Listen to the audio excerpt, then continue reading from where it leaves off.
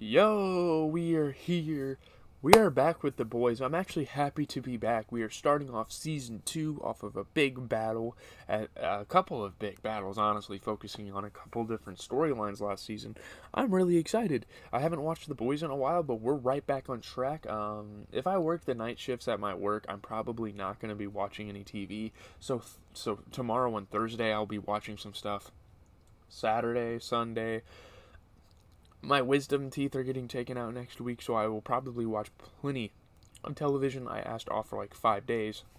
We have the boys here, the big ride, man. Episode 1 of the boys.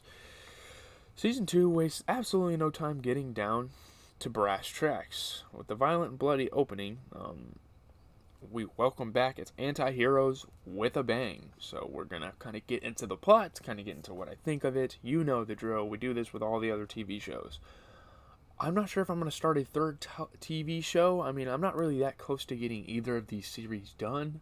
Let's see. I still have like 28 episodes of Breaking Bad.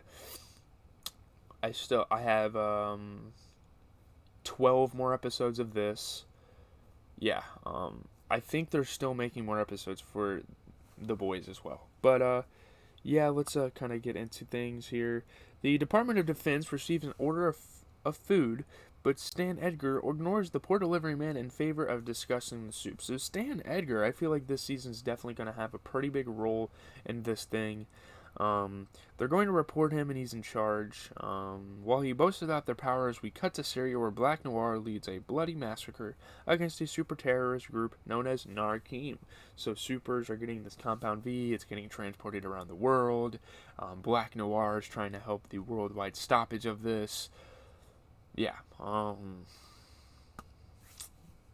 it's kind of karma for using Compound V because now it's spreading.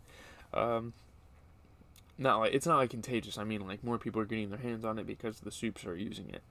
Homelander, meanwhile, rallies the people to his cause through Translucent's death, so they kind of have a publicized funeral. You know how the Vault was gonna do. You know how the Seven was, the soups, whatever you want to call them. You know how they were gonna handle the Translucent's death. Make it as marketable, make it as stream worthy as possible. With Starlight leading her voice, the Seven make a big show of things. Of course they do. They do it with everything. Of course they're the sellouts. Of course, a bitter Deep sits in a bar elsewhere, watching this unfold on TV with disdain. So the Deep is done with the Seven. He's very depressed. He's shaved his hair off. He's a rebel of some sorts, which I like. I really like that because they kind of shoved him under the rug while he was with the Seven, so I kind of understand why he did this. This manifests itself in a pretty poor way as he causes problems at a kid's water park. He's getting really pissed off. He gets kicked out of a bar. Then he goes to a water park, causes a bunch of fucking problems. He goes to jail. He makes bail, though, thanks to the enigmatic Eagle the Archer. So the Deep might have found a brand new superhero friend, even though at this point in his life he probably doesn't want to be associated with the superheroes much longer. Eagle literally swoops him up and saves him. Archer brings Deep back home and introduces him to Carol, so he starts to meet people in their faction. Carol happens to be a therapist, and the Deep is brought in to discuss his, no pun intended, deep mental issues. So yeah, this is an opportunity for the Deep to kind of recover, not that this isn't warranted. I mean, the Seven did him really dirty. He needed to let out some anger. But yeah, he's trying to get back into form, so possibly he could join this group right here. Deep's not the only one watching Translucent's funeral either. Huey happens to be watching the broadcast on his phone, so yeah. Living in a dingy basement, he starts getting ready while Starlight does the same, so we can see the parallels of these two stories. These two characters are very much connected in this show, if you guys didn't know.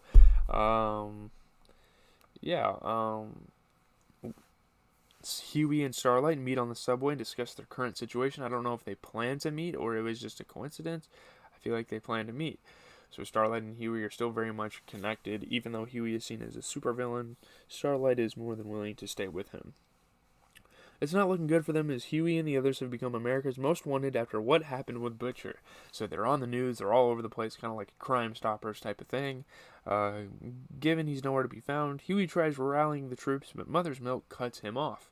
So Mother's Milk gets really frustrated, like, Huey's trying to be this optimistic guy, and Mother's Milk is like, not so fast.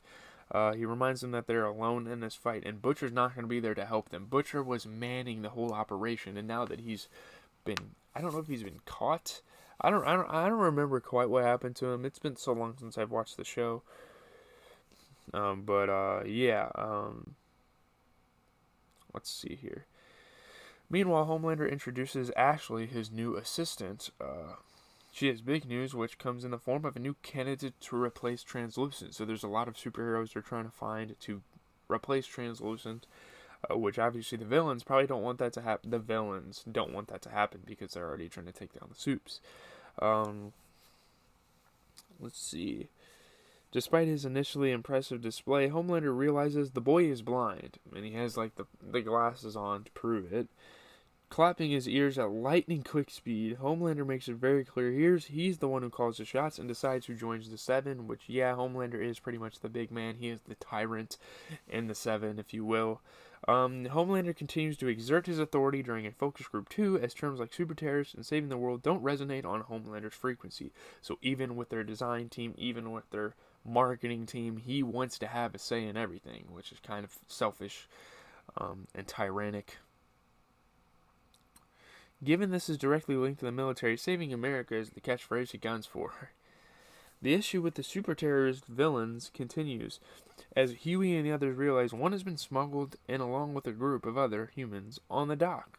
So one of the guys, they've been bringing a lot of people in, as you know, they have henchmen. They're trying to portray normal civilians as villains in the show, if you didn't realize that yet. So they have like henchmen, one of them got captured, so yeah. Kimiko becomes frazzled and, after watching a news report, writes boy on a sheet of paper. So she's starting to learn English, learn how to speak. Sorry. Meanwhile, Huey admits that he's been seeing Starlight in a bid to get Compound V. Despite using burner phones, Mother's Milk is not happy. He's already fed up with Huey enough. And then this shit happens. He's associated with someone that's using Compound V. If you're the reason I can't finish my dollhouse, I will end you. Which sounds fucking foolish, but again, this is a very satirical show, so it's kind of normal for someone to say some shit like that. Gritted teeth and all. Huey takes charge of the situation, though, and decides they should go to the CIA for help. Jumping in the van, they head out, but Mother's Milk warns them that if Homelander finds out, they're toast. Literally. He will laser the shit out of you, and you will be toast. For now, they try to play it cool and meet the director of the CIA in private, the one that, Butcher's been trying to talk to about this situation. There, they discuss the video footage they've discovered. All of this is to cope from inside Vaught. Only, before they can find out anything more, her head suddenly explodes like a grotesque pinata. Very graphic, yet comical deaths. Very fake deaths in this one. Romanticized deaths in this show. It's funny, but at the same time, it's like, holy shit, I was surprised. While this is going on, Starlight meets her old pal Gecko. Unbeknownst to him, she's seen him acting as an S&M hooker as a side gig, letting people destroy his limbs. Given he has regenerating abilities, he's not hurt, of course. So, she's exposing him a little bit. But at the same time, she's like, hey, we're good friends. Starlight's proposal, however, certainly does. Blackmailing the poor boy, she asks him to steal a sample of Compound V for her.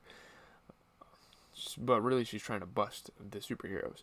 Homelander continues to drum up public support with another PR video, this time of the Army. However, a social media-obsessed Soup from Portland arrives to see them. That Soup comes in the form of Stormfront. So they have another candidate to join the Seven, but it's an obsessed fan, so they're probably not going to take it. She puts them in a difficult position when Stormfront introduces herself as the new member of the Seven. She literally, up front says that. Given he's online, Homelander is forced to grin and bear his less than welcome news. So the Homelander's like, I'm not going to be pissed at you because I'm online. I can't look bad. But this brings him back to Stan's office in a fit of rage. It's a tense affair, to say the least. He's very mad at Stan. As they stare on one another down, Stan reminds him they're not a superhero company. They're a pharmaceutical business. Pretty much. So he was on the verge of killing Stan. I thought he was going to kill Stan. With the secret of Compound V out, Homelander's put in a tough position and forced to play ball for now. Back at his hideout, Huey receives a call from Starlight, who confirms they're getting Compound V from Gecko, so that's a big win for the villains. On the back of what's happened, he decides they should bide their time before doing anything rash. As he hangs up, Butcher returns to the basement and makes charge of the situation. Don't worry, Daddy's home. Butcher returns to the series. With a strong episode of action, drama, and foundation setting, the boys waste no time setting into a familiar rhythm. They're kind of getting back into the spring of things.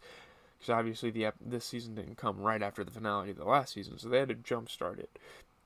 The action is just as bloody as it was before, and the satirical tone is actually much stronger. You can definitely notice a lot more moments in there. I agree with that. The recap at the beginning of the episode was a good touch.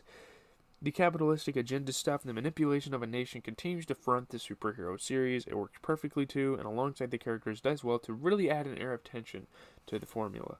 Stormfront's appearance is sure to kick up a storm, and already Homelander is sensing some very dark clouds on the horizon. With Butcher back and the gang ready to use Compound V to their advantage, all eyes now turn to the remainder of the season. So the villains have their hands on the Compound V. They're probably going to use it.